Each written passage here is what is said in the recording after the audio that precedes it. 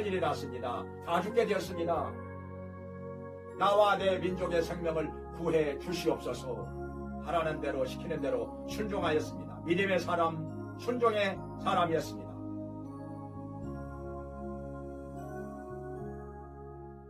6월이 되면 나라와 민족을 많이 생각하게 됩니다. 이것은 우리의 신앙과 깊은 관계가 있기 때문입니다. 왜냐하면 나라와 민족을 우리가 정한 것이 아니고 하나님께서 정해 주셨기 때문입니다. 그래서 믿는 사람들이 자기 나라와 민족을 사랑하는 것은 지극히 당연한 일이고 하나님 앞에 합당한 일인 것입니다. 여기에 에스더가 있습니다. 그는 유다인으로서 포로로 잡혀온 사람 중에 하나였습니다. 그런데 어린 나이에 부모가 세상을 떠났습니다. 그래서 사촌 오빠인 모르드게가 딸처럼 양육을 한 것입니다.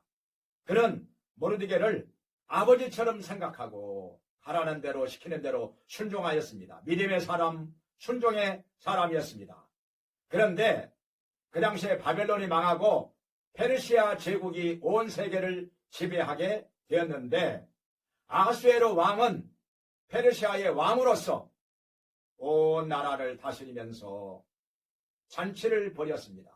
그런데 그 잔치 자리에 왕후가 오지 않는 것입니다. 명령을 거역하고 오지 않는 것입니다. 그래서 왕후가 폐위가 되었고 새로운 왕후를 뽑게 되었는데 에스더가 새로운 왕으로 뽑히게 된 것입니다.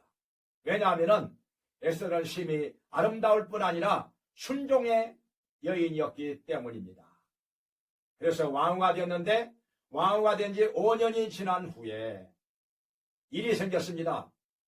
대궐의 문지기로 있던 모르드게가 대궐 문을 드나드는 하만 총리에게 땅에 엎드려서 절하지 않는다고 해서 모르드게와 온 유다인을 하만이 진멸하고자 했던 것입니다. 큰일이 났습니다. 다 죽게 되었습니다. 모르드게는 땅바닥에 주저앉아서 통곡을 하였고 에스더도 근심을 하였습니다. 이건 기도밖에 없습니다. 하나님께서 민족을 구해 주셔야 하기 때문에 그래서 모르드게는 에스더에게 왕에게 나아가서 청구를 해라 이렇게 명령을 내렸습니다. 에스더는 곤란합니다. 왜냐하면 그 당시에 페르시아 법은 왕이 부르지 않았는데도 왕에게 나아가는 자는 무조건 죽이게 되어 있습니다. 다만 왕이 금지팡이를 내밀었을 때 그것을 잡은 사람은 살아나게 된 것입니다. 그런데 에스더는 걱정된 일이 왕이 자기를 본 지가 한 달이나 되었습니다. 사랑이 식어졌습니다.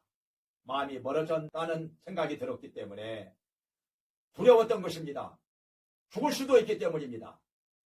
그런데 에스더는 온 시녀들로 더불어 그리고 수상궁에 사는 유다인들로 더불어 3일 동안 먹지도 마시지도 않고 금식하며 간절히 기도했습니다. 그리고 죽으면 죽으리이다 하는 믿음으로 왕 앞에 나아갔습니다. 왕이 금지팡이를 내밀었습니다. 사랑스러웠기 때문입니다. 에스더는 그것을 붙잡고 살아났습니다. 그리고 왕이 말을 합니다. 그대의 소청이 무엇이냐? 나라의 절반이라도 떼어 주겠노라. 그런데 에스더는 그 자리에서 말하지 않고 잔치를 배설할 테니 하만과 함께 오시옵소서. 왔는데 그 자리에서도 말하지 않습니다. 내일 다시 잔치를 벌일 테니까 또 다시 오시옵소서. 근데 그 사이에 왕의 생명을 위기에서 건져준 모르드게에게 상을 베풀지 않은 것이 발견이 되어서 모르드게에게 상을 베풀게 된 것이고 이 상을 베풀지 않은 하만 총리는 왕의 눈밖에 나게 된 것입니다. 마음이 멀어지게 된 것입니다. 틈이 벌어졌습니다. 그래서 그 다음날 잔치 자리에 왕과 하만이 왔을 때 에스더가 말을 하는 것입니다. 나와 내 민족의 생명을 구해 주시옵소서. 도대체 죽이려고 하는 자가 누구냐? 바로 이 악한 하만입니다. 그래서 하만은 죽게 되고 유다인은 모두 다 건짐을 받게 된 것입니다. 에스더는 그 믿음으로 그리고 지혜로서 위기에 처한 자기 민족을 건져내고 하나님께 영광을 돌리게 된 것입니다.